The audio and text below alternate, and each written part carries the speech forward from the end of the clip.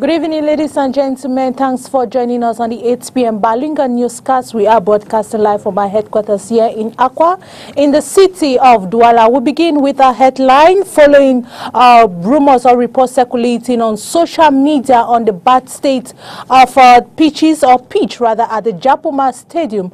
The Littoral Governor Samuel Dodone Ivaha Dibois, who in his capacity as the chairman of the 2021 African Cup of Nations in the Littoral region, paid an inspection visit today at the Japoma Stadium. The Littoral boss says the Japoma Stadium has no problem and is ready to host the match between Algeria and Cote d'Ivoire come January 2022. And also in this newscast, Cameroon fans have gushed over captain and striker Vincent Aboubakar on social media after he needed twice more at the African Cup of Nations, comparing the forward to Cristiano Ronaldo and Lionel Messi. The 29-year-old continued his fine form in front of goal in the tournament, scoring another brace in the host nations 4-1 victory over Ethiopia to all, but booked Cameroon's place in the knockout stages. Due to this, the marksman has obtained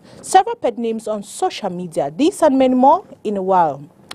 Thanks for joining us once more on the 8 p.m. Balinga Newscast on Spectrum Television. We'll begin in the French language with you, Oriane Donquin. Bonsoir. Bonsoir Catherine Koné. Mesdames et messieurs, bonsoir et bienvenue au journal. La pelouse du stade du Japoma, ici à Douala, n'a aucun problème. Tels sont les mots du président du comité local de site de la Cannes de Douala, en réponse à la polémique qui a cours au sujet du gazon de ce stade. Samuel Dieudonné Ivaha Dibois a en effet effectué une descente ce 18 janvier 2022 sur le site de Japoma. On fait le point avec vous, Léla Rendanzi. Les réseaux sociaux, la pelouse du stade Japoma de Douala, dépourvue de gazon à plusieurs endroits, reçoit depuis quelques heures déjà un lifting. Sur le site, ce matin du 18 janvier 2022, on peut apercevoir des ouvriers s'afférant notamment aux alentours d'écoles. Il ne nous sera malheureusement pas permis de nous rapprocher ou d'échanger avec ces derniers pour mieux évaluer le travail effectué et le contexte dans lequel ils rentrent. Selon certains spécialistes, l'herbe utilisée à Japoma, pas de bonne qualité, serait la raison pour laquelle elle jaunit avec le soleil et a du mal à fermer tous les espaces. Moqué par plusieurs internautes et même par un ancien international sénégalais, Dembamba, pour ne pas le citer, la pelouse du stade Japoma n'aurait à en croire le président du comité local des sites de la Cannes à Douala aucun problème. Et les travaux observés ne seraient que des travaux de révisitation des impacts sur la pelouse après la dernière rencontre. Le Japoma n'a pas de problème. Vous voyez derrière moi Grégory qui est en charge, n'est-ce pas, du traitement de la pelouse. Je tiens donc à dire que les professionnels sont sur le terrain et chaque fois qu'il y a eu des matchs internationaux, quel que soit le stade où on se trouverait, il y a toujours qu'on doit revisiter, n'est-ce pas, quelques points d'impact. Donc, le stade Japoma n'a pas de problème du tout. Sérénité donc de Samuel Dieudonné Ivaha Dibois, par ailleurs gouverneur de la région du Littoral, qui affirme que les autres rencontres y prévues se dérouleront sans anicroche. Mais qu'en est-il de la CAF? Partage-t-elle ce point de vue? La question sera posée au président du comité local des sites de la Cannes à Douala, partant de ses échanges avec la Confédération africaine de football. Je pense que vous pouvez bien poser la question aux responsables de la CAF. La CAF a un point focal à Douala, et la CAF a des émissaires à Douala, et nous pouvons simplement dire que vous, médias, caméras, êtes là pour restituer la vérité. Le stade de Japoma n'a pas de problème. Notons cependant que si certains affirment mordicus que cette pelouse fait honte au football africain en ne respectant pas les normes, d'autres par contre estiment qu'elle est plus que parfaite et qu'on a vu pire au cours de certaines cannes. C'est le cas de Patrice Baumel, le sélectionneur de la Côte d'Ivoire. Intéressons-nous à présent à Vincent Aboubakar qui rentre peu à peu dans l'histoire de la Coupe d'Afrique des Nations. En effet, le capitaine des Lions Indomptables est incontestablement l'homme de ce début de la CAN. Avec 5 buts déjà inscrits en 3 rencontres, tous les projecteurs sont désormais braqués sur l'attaquant de 29 ans, de qui il est attendu de véritablement porter l'équipe tout autant que ses coéquipiers, bien entendu. Les Larennes. Il est depuis le début de cette Coupe d'Afrique des Nations le chouchou des réseaux sociaux au Cameroun, avec une multitude de sobriquets à son actif. Le plus beau, Abouchou, Tonton Abou. Aboubacar Vincent a en effet su se démarquer au cours des 3 derniers matchs livrés par le Cameroun, en trouvant à chaque fois le chemin défilé de l'adversaire. Incontestablement l'homme de ce début de CAN, le 9 janvier face au Burkina Faso, il lance les hostilités en marquant 2 buts sur des pénaltys. Quelques jours plus tard, il est l'auteur d'un doublé dans le même stade Olembe, alors que le Cameroun croise le fer avec l'Éthiopie. Et ce lundi, face au Cap-Vert, il inscrit un autre but. Au compteur, 5 buts en 3 rencontres. L'attaquant de 29 ans, originaire de Garoua, est pour l'instant le meilleur buteur de la compétition. Pourtant, tout n'a pas toujours été rose pour celui qui évolue aujourd'hui au club de première division, Al Nassr Riyad, en Arabie Saoudite. Champion d'Afrique avec les Lions Indomptables en 2017 au Gabon, il est d'ailleurs celui qui marque le but libérateur face à l'Égypte, permettant ainsi au Cameroun de gagner sa 5e Coupe d'Afrique des Nations. Sauf qu'en 2019, une blessure l'empêche de faire partie de l'expédition, l'éloignant non seulement de la CAN, mais aussi des stades. Désormais capitaine des Lions Indomptables, Vincent Aboubacar entre un peu plus chaque jour dans l'histoire de cette 33e édition de la Coupe d'Afrique des Nations, grâce entre autres à sa capacité à porter son équipe. Aujourd'hui qualifié pour les 8e de finale, le Cameroun attend davantage encore du capitaine des Lions Indomptables et de ses coéquipiers. And stay in sport, it was an atmosphere full of excitement at the Douala 4 municipality as fans trooped in their numbers to support the Lions. The governor of the Littoral region, Samuel Diodone Ivaha Dibois, in attendance was positive on the outcome. Details with Josephine Binzi. The Indomitable Lions fan zone in the Douala 4 municipality was full of satisfaction as the national team sealed the top spot at the group stages, ending their last encounter against Cape Verde in a 1-1 tie. The governor of the Littoral region is positive for the Lions. Every day, we may not be best, but I think they have done the essential. And the essential thing is that we are the head of our group. So congratulations to them. Fans are optimistic about the national team's earn in the tournament. I think Cameroon will win this competition. We know that we will win. We know Ivorians are here, but we will have this cup.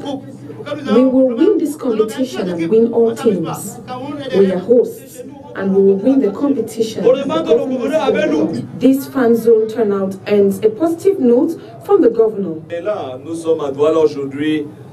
We are in one of the fan zones in Douala, in the Douala 4 municipality, and the excitement is here. We were formerly in the Douala 3 municipality, Parkour Vita in the Douala 5 municipality, and every other area is of a surety in high spirits. City dwellers have come out massively. Remaining at the first position of the group was the ultimate assignment the Indomitable Lions seem to have understood as it's still the top position. Fans of the Indomitable Lions are still in high spirits for the next encounter. Après le match nul hier entre le Cap-Vert et le Cameroun, un but partout, les habitants de la capitale économique et ceux de la capitale politique ont apprécié cette rencontre. Je propose de les écouter. Ils sont au micro de Gilbert Manga ici à Douala et Thierry Honte à Yaoundé. J'ai l'impression que c'est un match arrangé. Au lieu que nous partons directement au deuxième tour avec bravoure, avec 9 points. Les Lions ont négocié quand ils prennent le maillot jaune d'abord. Le match est très bien passé, mais on est fiers de Vincent Abakar.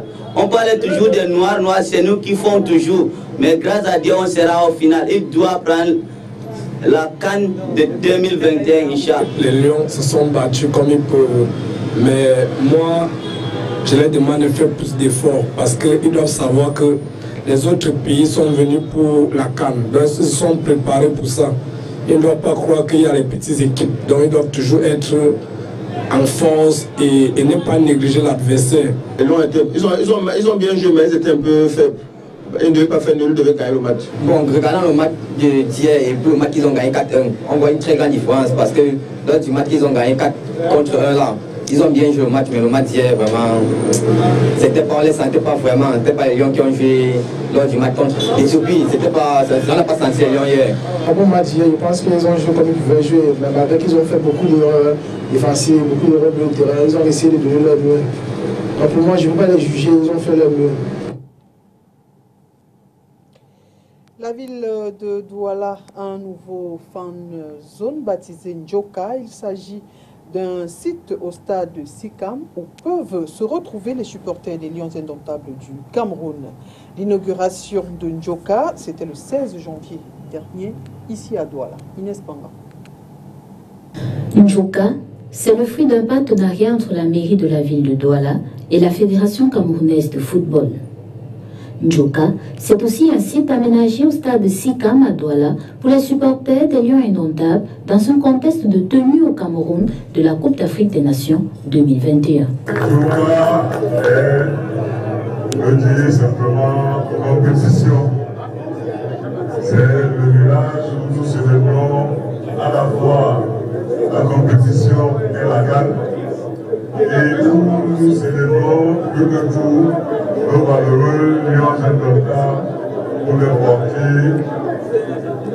à la victoire finale. Ici, nous pouvons envoyer notre énergie positive pour les amener à la victoire.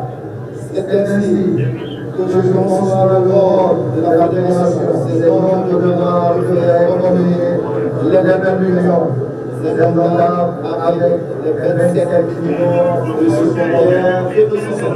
Soutien à l'équipe nationale senior de football, mais aussi promotion de la culture camerounaise. En plus des groupes de danse, sur le podium se joue l'artiste musicien Ben Dika.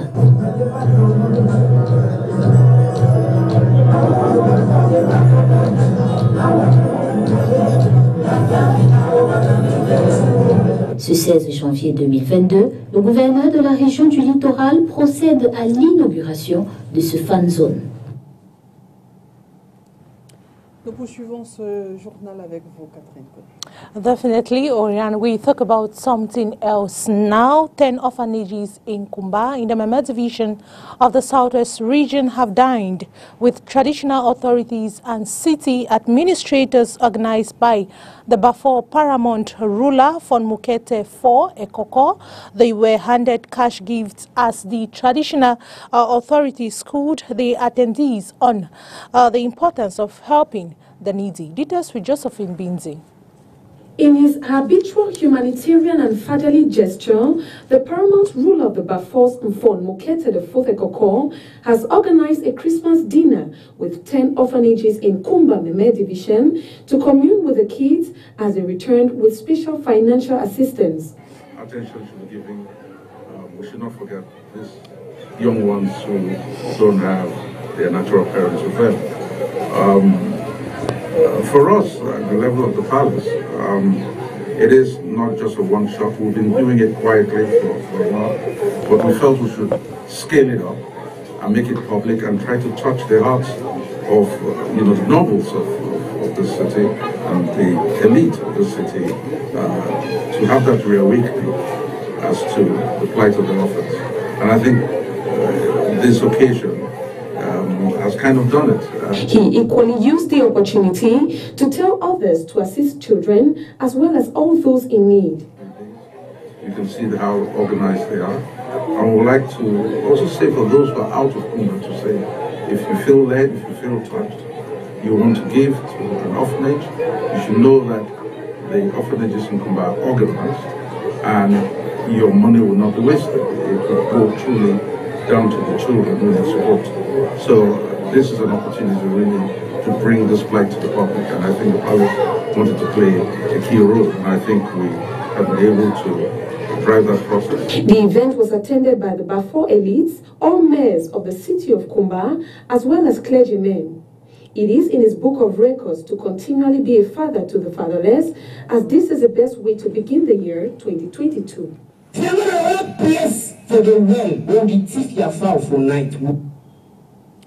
Un dispositif particulier facilitant l'accès à la sous-préfecture de Douala 4e aux personnes à mobilité réduite est installé par la sénatrice Patience Eboumou. L'ouvrage a été présenté au public ce 17 janvier 2022. Le point avec vous, Inès Pangou. Accéder à la sous-préfecture de Douala 4e est un exercice dangereux pour les personnes à mobilité réduite. Le parcours est fait de ces escaliers sans rampe. Parce que plusieurs fois, j'ai été touché sur les escaliers, non seulement qui glissait, mais je suis tombé 2 fois. Mais vraiment, dorénavant, nous sommes sauvés. Ça, c'est un geste de sauvetage qui ne dit pas son nom. Un dispositif particulier est mis en place pour faciliter l'accès de ce bâtiment administratif aux personnes vivant avec un handicap. L'initiative est celle d'une sénatrice. C'est toucher l'homme dans sa dignité, permettre aux handicapés et aux personnes de 3e âge d'accéder facilement aux services publics. C'est un grand geste et c'est une grande opération que nous voulons mener partout dans les établissements publics. Permettre aux handicapés d'accéder facilement aux services publics partout. Ici, à la sous-préfecture de Bonabéry, vous savez qu'il y a plus de 4 services administratifs qui sont logés là. La maman continue ses actions à la mairie, au tribunal et même dans les lycées où nos enfants fréquentent, surtout les enfants socialement vulnérables fréquentent et sont obligés de gravir les escaliers. Des dires de la donatrice, des projets similaires seront mis en œuvre dans des établissements scolaires et autres services publics de la localité. Ce 17 janvier 2022, le nouvel ouvrage est présenté au public. Let's now take on to our international page with the VOA. This is the Najah camp for internally displaced persons on the outskirts of Mogadishu. Many fled their villages and came here to escape severe drought conditions. Mother of 4, Muhabba Adam, is preparing a meal for her young children at the camp. She fled drought in her village in Lower Shabelle, some 90 kilometers away. We had no rain for 2 consecutive seasons. Drought has devastated both livestock and farming, so we had to leave. We spent 1 day trekking all the way from Audigle to this neighborhood in Dainile. But conditions here are also difficult. 56-year-old Nur Hassan Ali and his family fled their rural homes too. He looks weak as he navigates through the camp's shelters. I was uprooted by drought and the suffering that we encountered, and during 2 seasons without rains, my livestock began to die because of the long drought. I had to run away with my children and finally reached here. Here I don't have anything, and my children are hungry and don't have anything to eat. Faiza Omar oversees the camp and works to keep track of the families arriving daily. The Nizha camp is home to 370 families who have recently been displaced by the drought and whose livestock have also been wiped out by the drought. So far, these people have not received any assistance, either from the government or from aid agencies. They lack shelter from the sun and the cold. They also do not have a place from which they can shield themselves in case it rains. The drought and influx of people on the outskirts of Mogadishu is a burden on the city's healthcare system.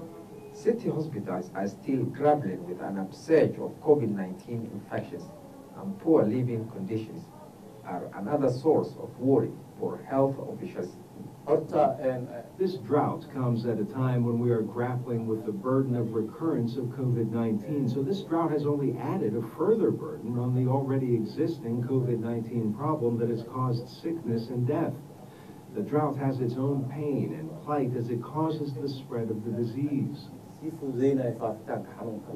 Somalia's government and UN humanitarian agencies have warned that millions are in urgent need of food assistance due to drought and new strains of COVID-19. Officials say thousands of refugees living in camps near Mogadishu remain vulnerable to waterborne disease due to poor sanitation, congestion, and access to clean water. Hamshabo for VOA News, Mogadishu, Somalia.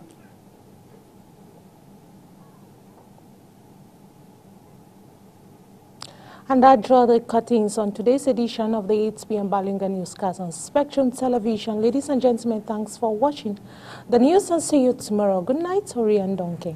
Bonne soirée, Catherine Connet. Mesdames et messieurs, merci à vous d'avoir été des nôtres et à demain pour une autre édition d'Information Bilek.